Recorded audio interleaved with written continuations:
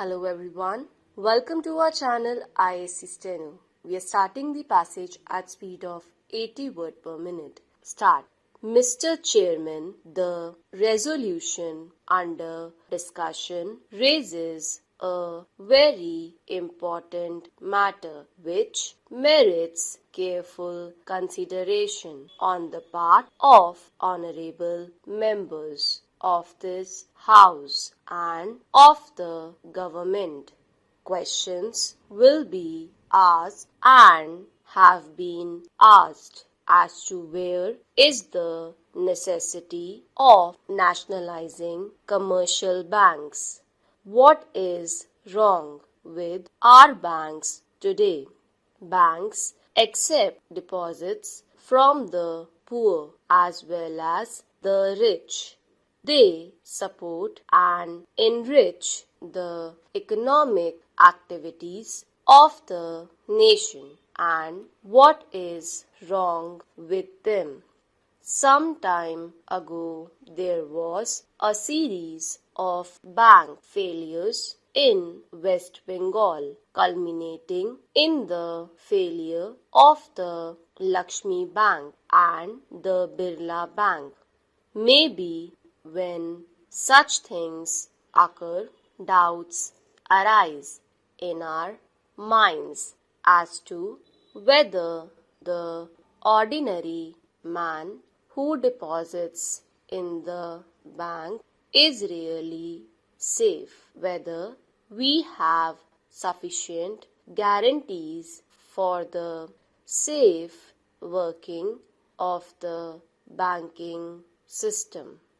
But then the answer is that we have tightened the provisions of the Banking Companies Act and given more and more control to the Reserve Bank, and therefore the Reserve Bank is in a position today not only to insist upon all sorts of safeguards for the flotation of banks, but also for the conducting of banks.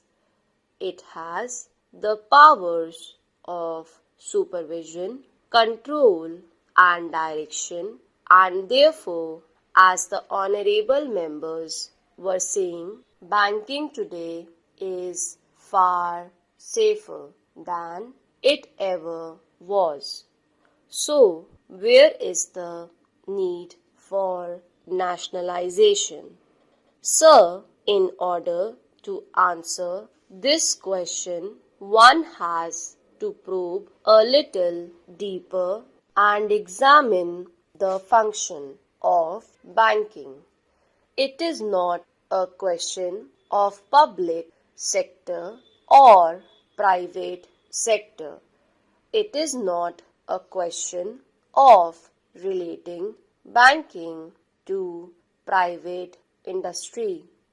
We have to look at this question from the point of view of the goal we have adopted. Our goal is the creation of a socialistic society.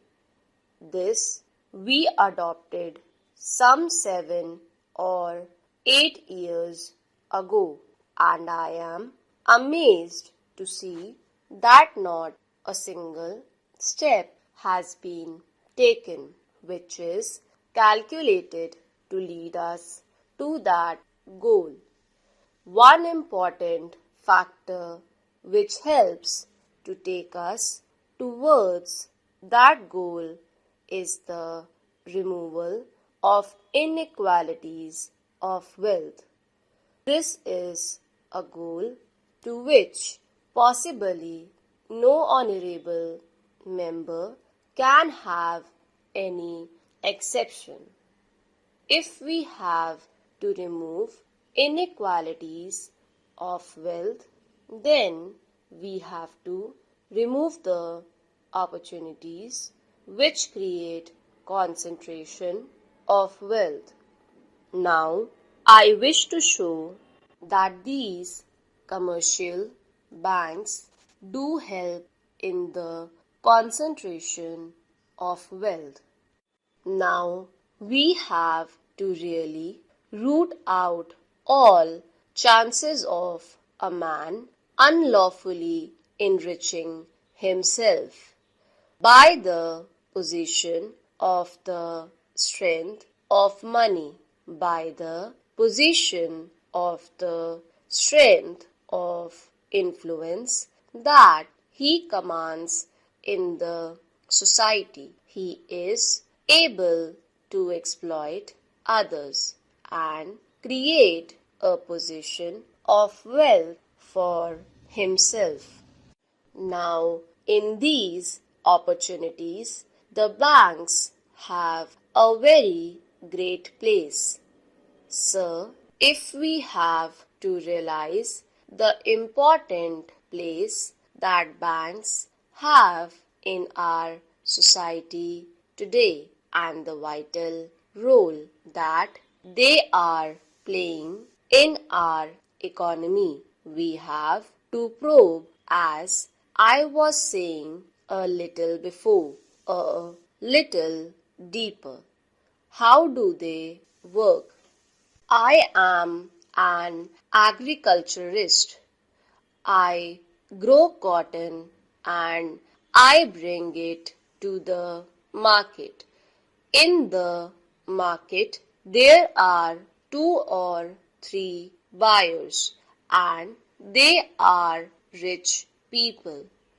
Any number of people are willing to buy, but they have no money to buy that. These 2 or 3 persons have influence with the banks. They get any amount of loan from the banks or overdraft. Others cannot have that opportunity. These 2 or 3 persons will corner the produce in the market.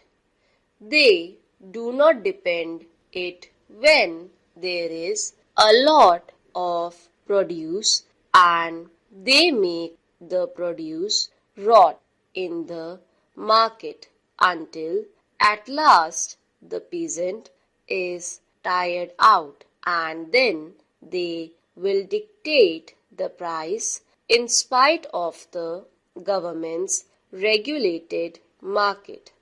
They will have to sell at the price dictated by these 2 or 3 purchasers. I have this experience myself. We started a cooperative society, the Consumers and Producers Cooperative Society, of which I was the president. It was just to counteract this that I started it, because mine is a cotton growing area. We have only 2 cotton purchasers in the entire cotton area. They are playing havoc with the cotton producers. But what are our resources? How can a cooperative society raise enough funds to buy one day's produce, one day's supply in the market? No banks lend me because I have no security to offer and I have no influence with them.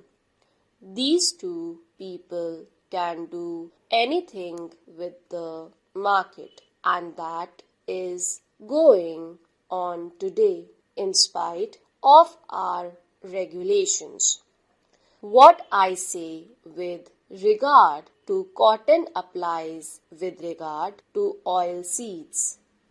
It applies with regard to every commodity that comes to the market.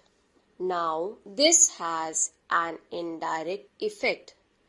If I am able to corner the oilseeds today because I can export them with the help of my money, then I am indirectly raising the price of oilseeds at home.